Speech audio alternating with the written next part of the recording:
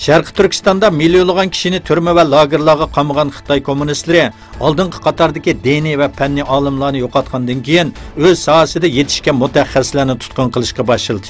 Erkin Osiyo radiosining xabariga asoslanganda, Amerikada yashayotgan Uyg'ur faoliyatchi professor Qutlug' Almas Xinjiang universitetidagi sobiq kasbdoshlaridan Abdukerim Rahman, Arslan Abdulla, Zulfiqar Barat O'zbosh, Pedagogik universiteti sobiq mudiri Azat Sultan, Toshpo'lat Tiyib, G'ayratjon Osman va Madaniyat tadqiqot instituti boshlig'i doktor Ramila Davud qatorliqlarning 200 tekshirish harakatida bo'lginchilik va kompartiyaga sadoqatsizlik jinoyati bilan ayblanib tutqun qilinganligi bildirildi.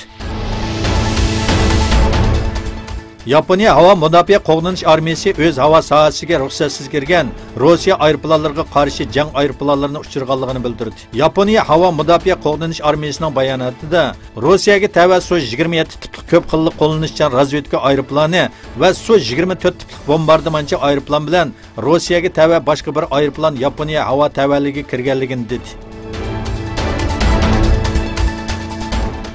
Dunyoda qattiq namoratlik ichida yashayotganlarning soni tunji qitim 10% ga tushganligi bildirildi.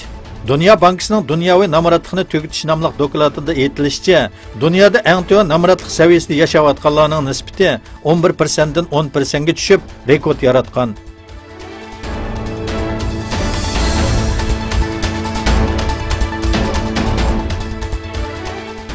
Rossiya Tashqi ishlar ministrligi Moskvada o'tkazishni planlagan tinchlik suhbatiga Talibanning qatnashishini xohlaydiganligini e'lon qildi. Afg'oniston muavin tashqi ishlar ministrining suhbat vaqtini bekitish uchun Moskvaga ziyoratga berishi mo'ljallanmoqda.